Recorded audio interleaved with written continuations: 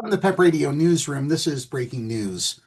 A judge in California has bigger questions in court hearing over Trump's use of National Guard in immigration raids.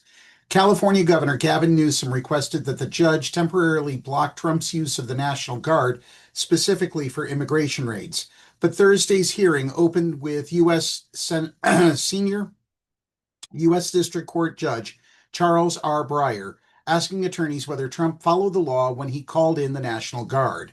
Moments later, the judge invoked King George III of Britain in deliberations over Trump's use of the National Guard.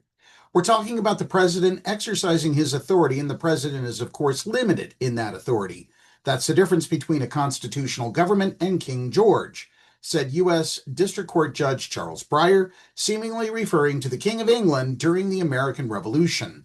The country was founded in response to a monarch, and the Constitution is a document of limitations, Breyer said. I'm trying to figure out where the lines are drawn.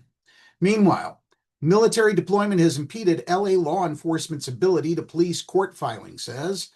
The city of Los Angeles has filed a legal document in support of California Governor Gavin Newsom's lawsuit challenging the federal government's deployment of National Guard troops and Marines in the city.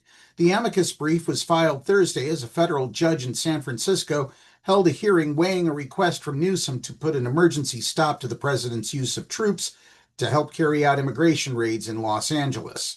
While local police are prepared to respond to large demonstrations, the military is trained in combat and warfare, the brief said.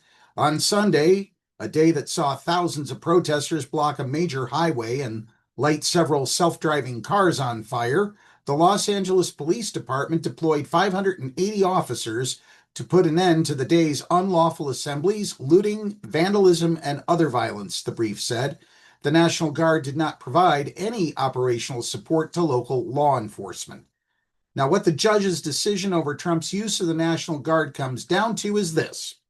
Generally, the Constitution gives states control over their own National Guards, but the president can override a state's objections and deploy the troops under extreme circumstances. Senior U.S. District Court Judge Charles Breyer said he's trying to figure out the limits on that power, where the lines are drawn, and if the situation in Los Angeles is enough to justify Trump's decision. As the case in California unfolds, we will continue to cover it and bring breaking news to YouTube and our other social media accounts.